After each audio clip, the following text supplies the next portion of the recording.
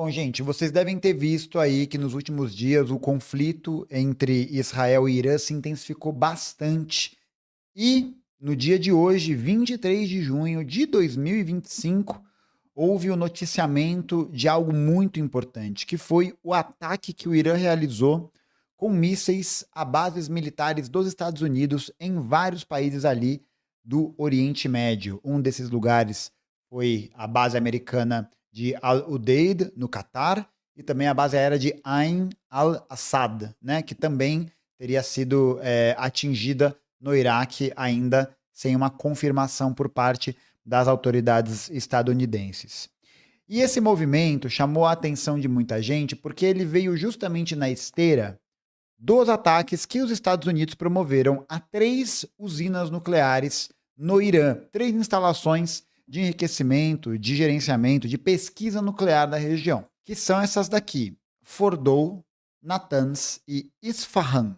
Não sei se é assim que fala, tá bom? Mas essas 3 bases aqui, essas 3 unidades de parte das instalações nucleares do Irã, foi atacada pelos Estados Unidos em uma clara confrontação do governo Trump contra o regime iraniano. E aí aqui tem algumas considerações que são importantes da gente fazer para a gente poder analisar, né? Que é o fato de que a entrada dos Estados Unidos agora oficialmente nessa guerra, ela parece apresentar um momento de bastante confusão e de bastante problemática para a política do Trump. Isso porque uma das principais retóricas que elegeu o governo do Trump nesse último período, no ano passado, foi justamente a crítica com relação à participação dos Estados Unidos em conflitos que não diziam respeito a uma necessidade de intervenção dos Estados Unidos, né? Guerras que eles não têm nada a ver. Então essa foi uma das plataformas que foi lançada e utilizada para eleger o Trump e que agora está sendo posta em xeque. Então, dentro dos próprios conservadores dos Estados Unidos, existe uma grande dúvida, né? Existe aí um grande questionamento sobre que posição adotar. E no momento, algumas pesquisas de opinião têm relatado que essa guerra, esse movimento realizado contra o Irã, ele é bastante impopular, justamente porque é uma guerra que está sendo puxada e organizada pelo regime sionista, pelo regime de Israel, e que vai terminar de sugar os recursos dos Estados Unidos com armamento, com envio de tropas, com tudo isso, para uma região em que você não tem imediatamente essa ligação da importância da intervenção do país naquele lugar, né? Então, essa retórica de guerra que o Trump vem apresentando no último período é principalmente para tentar fortalecer o lado do seu principal aliado na região, que é o Benjamin Netanyahu. Benjamin Netanyahu, que é um primeiro-ministro israelense, primeiro-ministro sionista, e que é um cara que já há muito tempo vem tocando esse projeto da construção da Eretz Israel, né? O reino de Israel, da grande Israel, o suposto reino que existiu ali na época de Davi e que abarcava várias regiões, né? Deixa eu mostrar aqui para vocês entenderem um pouco mais. Então, essa área aqui em vermelho que vocês estão vendo, que abarca a Palestina, que abarca a Fenícia, que abarca uma região da Síria, que abarca também partes do Egito, é aquilo que é conhecido, né, que é defendido por alguns setores do sionismo como a Grande Israel.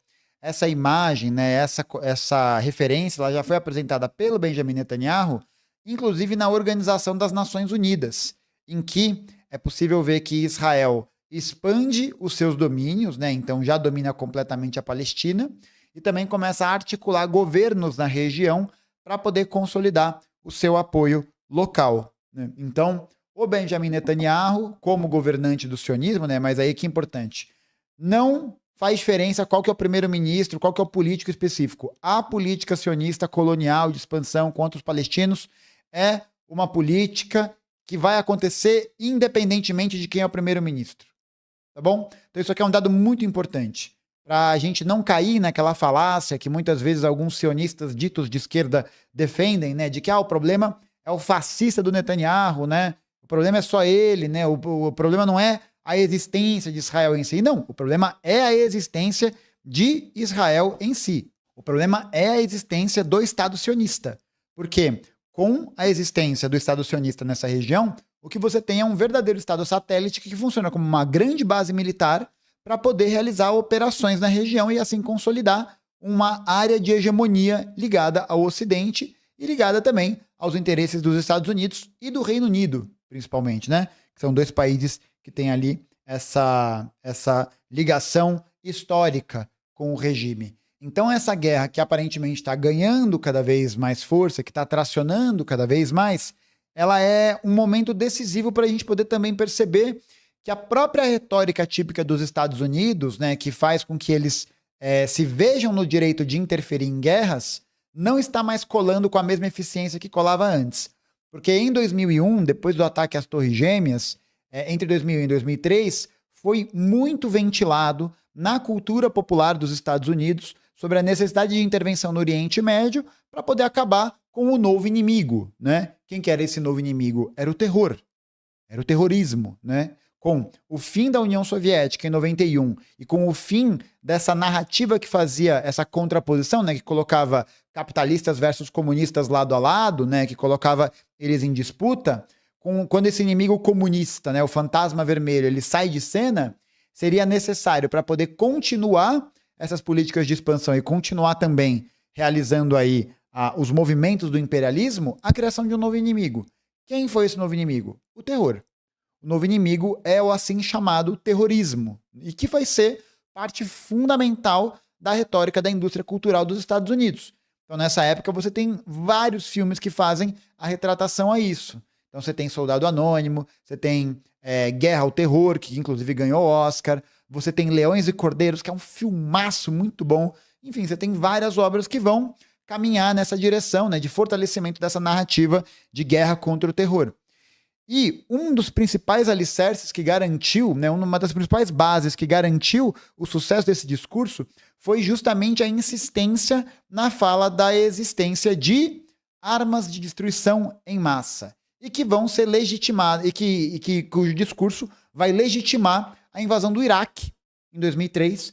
Então o Iraque em 2003 foi invadido sob o pretexto de que o governo de Saddam Hussein estava escondendo armas de destruição em massa e que deveriam ser impedidos de, eventualmente, utilizá-los. E isso vai ser contrário ao Conselho de Segurança da ONU, isso vai gerar um bafafá na época, mas que os Estados Unidos, com o apoio dos seus aliados de clube do Bolinha, vão comandar uma verdadeira invasão ao Iraque. E hoje o Iraque é um estado que não existe qualquer tipo de organização política que funcione em favor da população local, né? O Iraque, que enfim, né, com o governo de Saddam Hussein, tinha todas as suas questões, tinha seus problemas, etc, etc, mas que hoje enfrenta um nível de miséria, de pobreza, de desindustrialização, de carestia muito maior do que enfrentava pré-2003. Então, essa invasão ela vai servir para os Estados Unidos principalmente conseguirem controlar os postos de petróleo que existem ali.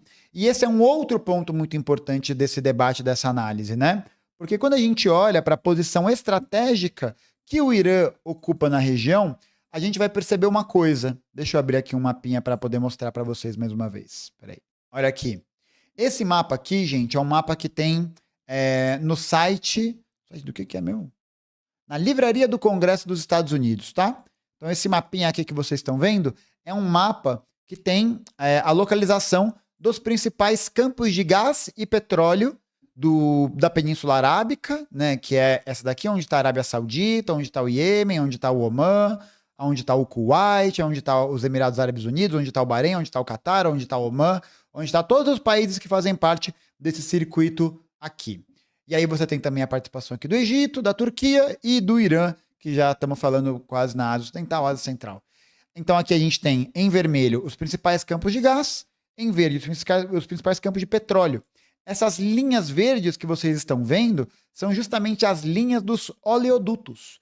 Então, para que as empresas europeias e dos Estados Unidos tenham acesso a esse petróleo que é comercializado mundialmente, é fundamental que eles também tenham o controle da saída desses oleodutos. Então, para essa guerra, esse controle ele é muito importante. E o Irã fez um movimento também relevante nesse cenário, para a gente poder ficar de olho, analisar, que foi o fechamento dessa curvinha aqui, ó. Essa curvinha que vocês estão vendo, que separa o Golfo Pérsico do Golfo do Omã, é o Estreito de Hormuz. O Estreito de Hormuz é um estreito em que você tem o controle dele sendo feito basicamente por forças iranianas, né, de maneira geral, e que é responsável pelo tráfego de 20% de todo o petróleo que é comercializado no mundo inteiro. Então, o fechamento desse estreito significa também um fechamento da torneira do acesso ao petróleo da região. Por isso que, para os Estados Unidos e para o Reino Unido, né, que estão ali, olha a quantidade aqui, né? Essa área aqui desse quadrado está aumentada aqui nesse mapa da esquerda. Olha a quantidade de campos de petróleo que tem aqui e olha a quantidade de gasodutos e oleodutos que tem aqui. Então, essa área do Estreito de Hormuz, ela é muito importante. Ela é muito estratégica. Por isso que, inclusive, esse foi um dos principais movimentos que o governo iraniano fez. Fechar esse estreito para poder evitar que o fluxo de petróleo continuasse normal. E tem um outro ponto aqui que é muito importante, que é o seguinte: aqui nessa região oeste do país Iêmen, a gente tem um controle político que é realizado por uma força chamada Ansar Allah, né? Que na mídia tradicional é conhecida como Houthis, né? Os Houthis, que foram responsáveis por alguns ataques realizados contra navios petroleiros nesse lugar aqui, né? Nesse filetezinho de mar, no Mar Vermelho, que é o ataque a essas embarcações petrolíferas de empresas inglesas, americanas, e que representou também um problema muito grande. Por quê? Porque a saída do Mar Vermelho, aqui, né, nessa fechadinha de Bab el-Mandeb, né, que é o Estreito de Bab el-Mandeb, é também um lugar muito importante porque é de onde sai a maior parte do petróleo, que vai entrar por onde? Pelo Canal de Suez, né? Então aqui, o Canal de Suez, ele é um ponto de conexão do Mar Mediterrâneo com o Mar Vermelho. Então essa área ela é muito importante para o tráfego do comércio internacional. Por isso que os membros do Ansar Allah atacam embarcações dos Estados Unidos e da Inglaterra nessa região como parte da sua política de contraposição, de contra-ataque ao genocídio palestino que está acontecendo na faixa de Gaza, né? Então, não é o canal da sua ex. Pelo amor de Deus, gente. Canal da sua ex. Meu Deus do céu. Mas então aqui, o que acontece é que o canal de Suez, ele é um ponto muito, muito, muito importante de controle. Então, acho que quando a gente analisa para os próximos passos do conflito, é importante que a gente veja qual que é essa importância estratégica do controle dos oleodutos. Por quê? Um dos principais oleodutos já está sob controle da esfera de influência dos Estados Unidos, que é o oleoduto leste-oeste, que cruza a Arábia Saudita, que é um dos principais produtores de petróleo do mundo.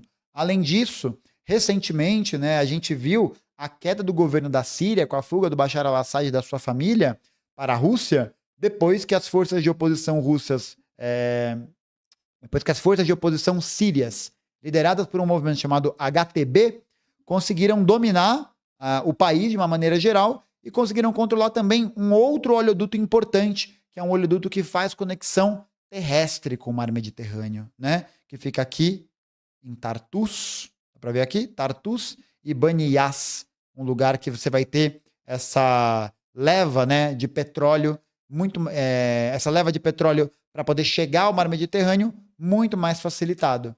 Então, o conflito no Oriente Médio, ele tem também essa relação de a gente conseguir observar que o controle desses campos de petróleo e desses oleodutos, ele é fundamental até para o estabelecimento e pela continuidade do desenvolvimento da economia dos Estados Unidos. Porque aí tem um outro ponto, né? Aí vamos voltar para cá.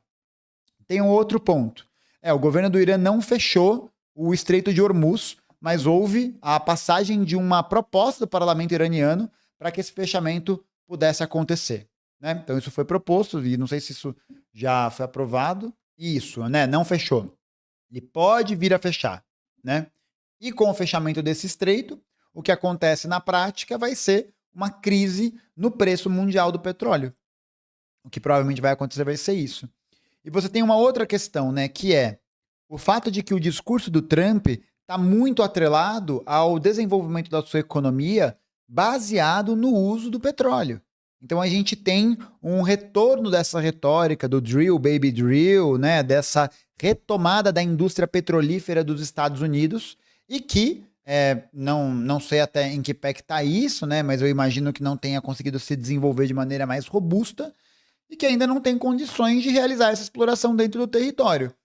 Por isso que, agora nesse momento, né, enquanto falamos, o próprio governo dos Estados Unidos fez ali uma mediação para poder anunciar que Israel gostaria de realizar um cessar-fogo com o Irã. Né? Isso aqui saiu hoje, enquanto eu estava preparando o material desta live. Após o ataque dos Estados Unidos contra o Irã, Israel sinaliza que deseja encerrar guerra. Então a ideia é justamente essa, né? Porque acho que Israel não estava vendo o tamanho das bombas que estavam vindo e não desenvolveu. E aí é importante, né? Porque a gente percebe também que toda a retórica de guerra, retórica colonial, de superioridade, em volta da produção narrativa do que é Israel, também cai por terra, né?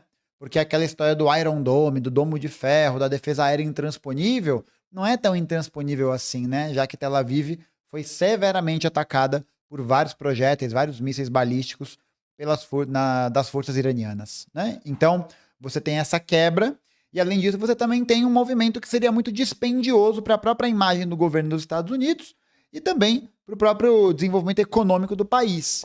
Então, me parece que essa sinalização de encerramento dos conflitos, né, de encerramento aí dessas animosidades, vem justamente nesse momento em que o Irã se torna uma pedra no sapato que nem os Estados Unidos e nem Israel podem enfrentar de maneira robusta e de maneira realmente ali eficiente, por várias razões, né? Primeiro porque existe um acesso do país a suprimentos que garante a eles estabilidade e garante a eles esse abastecimento. O Irã é um país montanhoso, então um país montanhoso não é fácil de invadir, não é simples, né? Você não consegue simplesmente destruir e obliterar cidades inteiras, enfim, tomar um país que tenha essas bases geográficas, né? Que tem esse relevo, e isso gera uma grande dificuldade. E além disso, você tem também uma outra questão, que é o fato de que a população no Irã está fechada com o regime. Está fechada com o regime. Porque desde 79, o Irã foi um dos principais oponentes diretos, abertos dos Estados Unidos e suas intervenções na região. Tanto que a galera do Irã está transmitindo, ou transmitiu, né, o bombardeio de Tel Aviv numa fanfest na capital, Teherã, né, e em várias outras cidades também. Porque é um país que você tem essa unidade político-ideológica em torno da Revolução Islâmica que é muito mais consolidada. Muito mais consolidada. E aí isso garante essa unidade nacional, essa unidade ideológica. Por isso que também um dos principais movimentos do governo Trump nesse último período, né, nesses últimos dias, que nós estamos falando de eventos de décadas, né, em dias, é a posição sobre a consulta à população iraniana pela mudança de regime, entre aspas. Né? Ele falou sobre isso. Ó, vou até ler aqui a notícia. Trump fala em mudança de regime no Irã e usa slogan MIGA. Aí é sacanagem, né? MIGA. Make Iran Great Again. Né? Tá aqui a materinha da Globo, que já tá... enfim, isso aí em outros veículos de comunicação também, mas que já fazem essa sinalização, né, de que há uma intencionalidade ou uma retórica próxima do governo Trump, dos seus apoiadores, das forças que estão ao seu lado, de promover um golpe de Estado. Aí a viabilidade disso eu acho que ela é improvável, ela é bastante improvável, porque isso requereria um uso de força e de espionagem, enfim, de articulação que eu acho que os Estados Unidos não conseguem bancar agora. Não conseguem. O que não significa que não haverão novos assassinatos, que não haverão novos ataques contra as principais autoridades iranianas, como aconteceu nos últimos dias. Cientistas do programa nuclear sendo assassinados, lideranças da Guarda Revolucionária Iraniana sendo assassinados, tanto pelo regime de Israel quanto pelos bombardeios dos Estados Unidos ou aliados aos Estados Unidos. Então, acho que essa é uma conta que vai continuar acontecendo, mas que os Estados Unidos não vão conseguir bancar de fato um processo de invasão e de mudança de regime. Mas tem ainda uma outra coisa que acho que deixa mais em evidência essa problemática que a gente está vendo se desenrolar no Irã, que é o fato que o filho do antigo rei do Irã, que foi deposto em 79, já também sinalizou os interesses em retornar à monarquia pró-Estados Unidos, pró-Ocidente ao Irã, para poder devolver a civilização, para poder devolver o desenvolvimento, né, e qualquer baboseira desse sentido.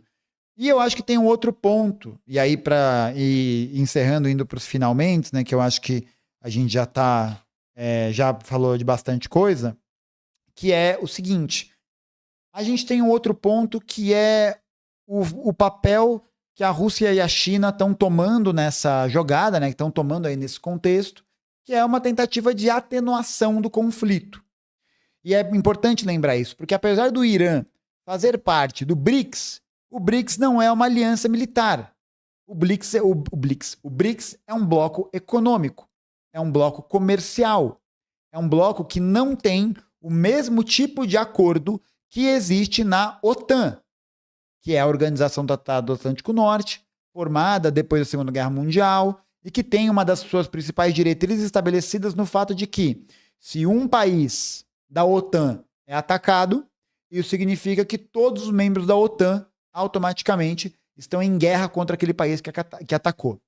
É uma aliança de defesa mútua, né? E o BRICS não é isso. O BRICS é um bloco comercial, é um bloco de estreitamento de relações econômicas e que não necessariamente vai garantir a estabilidade do regime. Então isso é importante de ser colocado para a gente também não ficar caindo um pouco nessas ilusões que às vezes aparecem de panaceia do multilateralismo, né? Tipo, como se o BRICS fosse a solução mágica para tudo. Como se o BRICS fosse ser a salvaguarda dos interesses dos povos do assim chamado terceiro mundo. E não vai ser, né? Não é. Tanto que a gente já viu que a posição da China em relação a isso, por exemplo, é a preocupação com a continuidade do comércio. Então se falou, né, sobre esse fechamento do Estreito de Hormuz, que o governo dos Estados Unidos recorreu à China para poder se posicionar contrariamente a isso, e a China deu essa posição. Olha, o Estreito ele é muito importante comercialmente, parará, mas sem que haja uma condenação mais efetiva e mais robusta contra esse ataque. Também, né, a gente olha que isso não é uma novidade exatamente da política externa da China, porque a China também mantém relações diplomáticas e econômicas com Israel na maior normalidade, né? Porque, enfim, agora vai ter gente que vai falar que é pragmatismo, né? Que é socialismo de verdade. Eu acho que é só uma posição que não reforça o internacionalismo proletário, que vira os olhos, né? Que vira a face para um regime colonial. E aí, acho que esse processo de aquecimento do conflito na região é também uma observação importante de como cada vez mais esses blocos ou esses grupos de países vão antagonizar pelo controle geral da economia política dessas e de outras regiões. Então é o que eu já falei no meu vídeo que eu fiz lá atrás sobre a Terceira Guerra Mundial, também que eu falei no meu vídeo sobre Irã versus Israel, que saiu na semana passada. A gente está vendo o processo de construção dos palcos e dos teatros de guerra da guerra interimperialista, né? Da guerra imperialista por esse controle e que agora estão conseguindo aparecer cada vez mais, né? Aquele suposto fim da história dos anos 90 e a consolidação do modelo globalizado, neoliberal, etc, que foi o modelo, enfim, né, que conseguiu impor a sua dinâmica social sobre os demais países, está enfraquecendo, está perdendo essa base, ainda muito longe de um colapso total.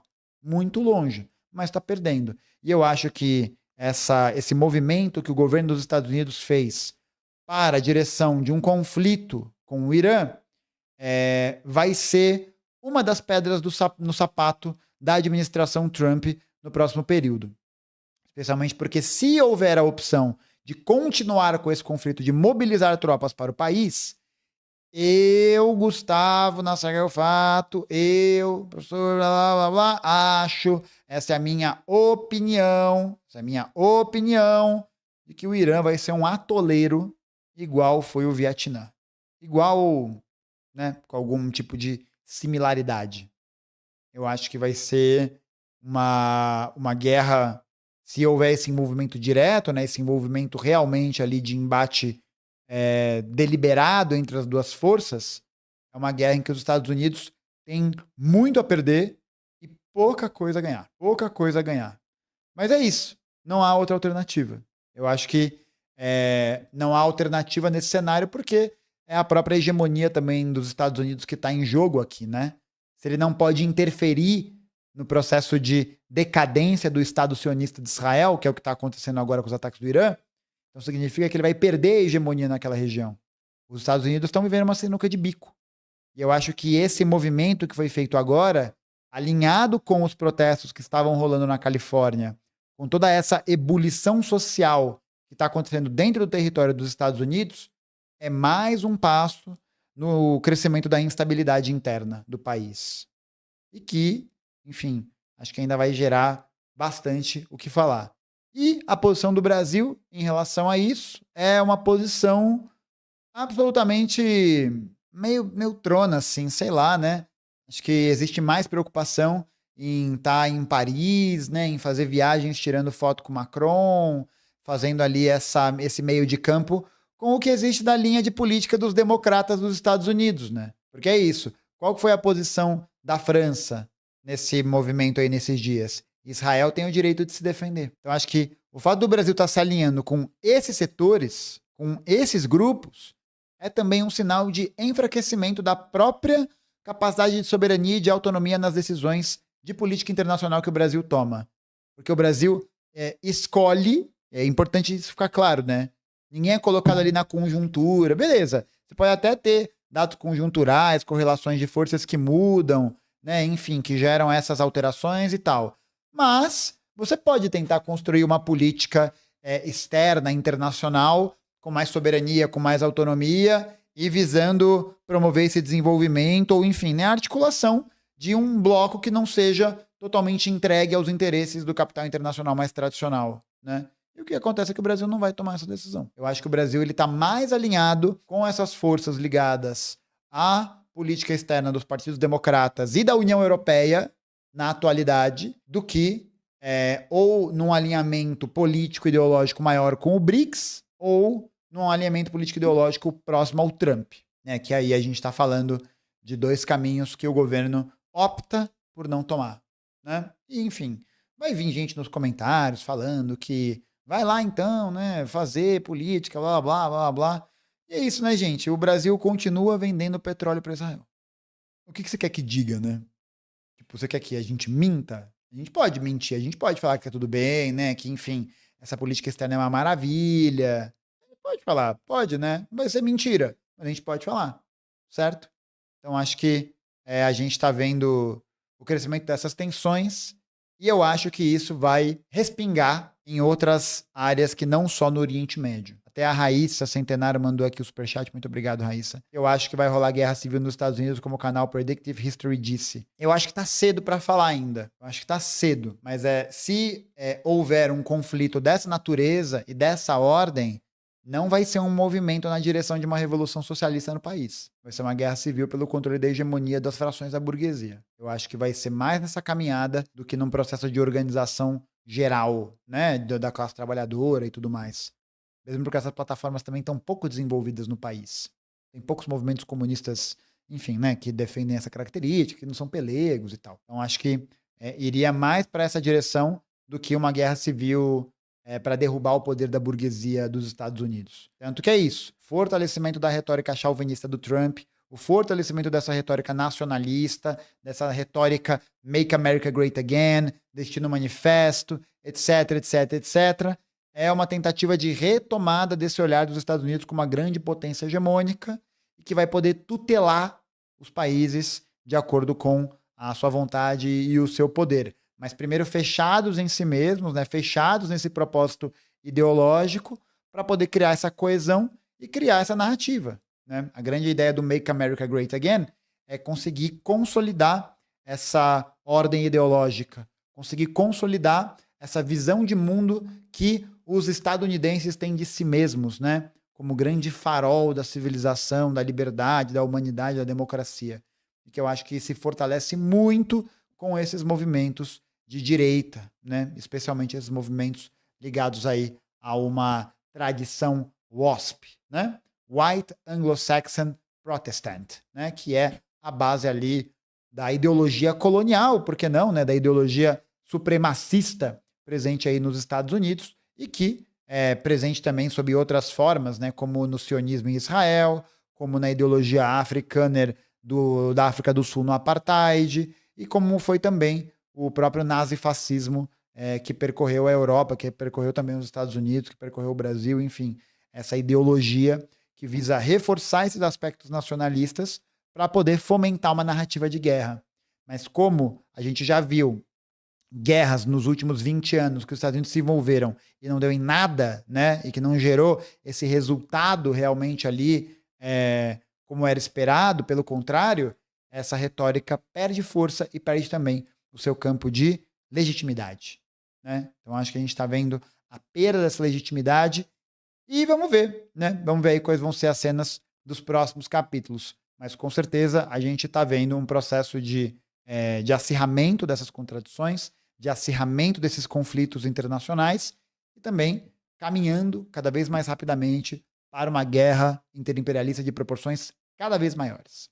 Então, eu acho que esse é o prognóstico para a gente poder ficar atento, sobretudo aos eventos dos próximos dias. Mas eu quero saber o que você que ouviu essa análise, que assistiu essa análise, acha sobre isso. Não esquece de comentar aqui no vídeo e também de deixar seu like, de se inscrever aqui no canal e de conhecer todos os links que estão aqui na descrição com os cursos, formações e tudo mais para você ficar ligado, certo? Obrigado por ter assistido esse vídeo até o final. Um grande beijo, um grande abraço. Nos vemos na próxima e é nóis. Valeu.